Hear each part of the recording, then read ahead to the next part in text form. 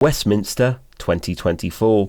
The new Prime Minister Keir Starmer used his opening speech in the House of Commons to celebrate the diversity of the new Parliament. Mr. Speaker-elect, you preside over a new Parliament, the most diverse Parliament by race and gender this country has ever seen. However, the latest report from the Sutton Trust says class is being overlooked. According to the Institute for Public Policy Research, in 2022, only 7% of MPs came from working class backgrounds. That's in contrast with 34% of the working age population. Working class individuals face significant barriers in politics. One reason is a lack of connections. The Sutton Trust notes that political jobs are often filled through personal networks, making them less accessible. Newly elected Labour MP Margaret Mullane, who grew up on a council estate in Dagenham, says her selection as a candidate happened by chance due to her connection with an existing MP. All along, John was saying, no, it's got to be Margaret, and that's very powerful.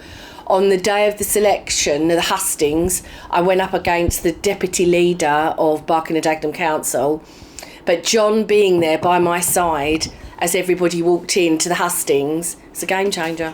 Yeah, and not everybody's going to have that opportunity. She believes that many networking opportunities are often financially not within reach of working class people. It's very costly, so that will rule people out. And what is conference? Conference is networking. So that's what you need to do if you're a working class person. You need to find the union leaders, and you need to find the MPs, and you need to talk to them and that kind of thing as well. Well, you won't, because you won't be able to afford it, you won't be able to get up there. Financial barriers are a major obstacle. During the short campaign of an election, candidates can spend up to £17,000 in an average borough seat and £20,000 in an average county seat. At the most recent general election, John Urquhart, who was on Universal Credit, ran an independent campaign in Cardiff West with just £1,500. There was no way that I would have been able to stand at all without the support of at least one or two middle class people. The deposit in and of itself is £500 up front, so that's an immediate cost that I couldn't front. That's the amount that I'm adrift each month at the moment. The number of Conservative MPs from working class background has been consistently below 5% since the 1950s.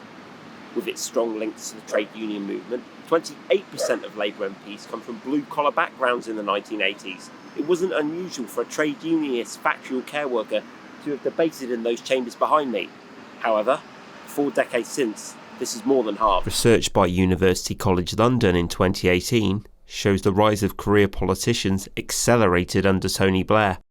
If you go back to in history, the Labour Party was set up by the trade unions. So their natural pool of resource really was from trade unions. Over the years, that has dwindled. So now with the onset of career politicians of all political parties, we're seeing less working class people from trade union backgrounds going into politics. And more so, I would say, in the last 20 years, since the 70s and sort of 80s, we've seen more and more career politicians. And I use that quite loose term, yeah, because when we're talking about people with working class backgrounds, what do we actually mean? Yeah? So, you could come from a traditional working class background, but you end up going through the university route and doing politics at university and then becoming a career politician. As union-driven MP recruitment has declined, less working class people than 50 years ago are going into politics. Fast forward to the 21st century, the former Prime Minister Rishi Sunak's cabinet was 65% privately educated. Progress, though, is being made. Among 63% of the new crop of parliamentarians were state educated. That's the highest number since 1979. However, according to the charity the Sutton Trust, more needs to be done to enable those from lower socioeconomic backgrounds into politics. So in schools, we really want to see a change in the kind of lessons that young people are getting involved in, particularly that are kind of compulsory in the curriculum rather than options that perhaps people, smaller groups may choose for GCSE and A-level. And there's also important things to be doing there in extracurricular activities, as things like debating are really important and can give people great experience if they're interested in politics. But that is a sector, not only in school extracurriculars, but also when we get to university, that does have this kind of dominance of those from more well-off backgrounds. Stephen Crabb, a former Conservative MP from Preseli, Pembrokeshire, was raised by a single mother in social housing. For me, right at the very start, the big thing was encouragement. I benefited from people saying to me, no, this is a path you can take, and telling me not to be put off by some of the hurdles along the way, but to kind of stick with it. So encouragement, understanding where the motivation lies. I think there are too many people who want to go into politics for politics' sake.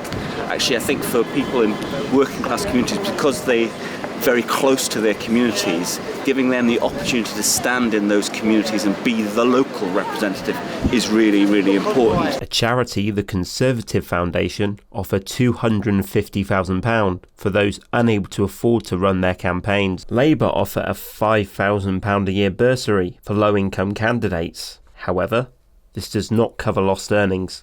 Margaret says this is a great start, but more needs to be done to level the playing field. 5,000, it's great. It's not going to go that far if you're not on a great salary, and you've got to try and keep all that going as well.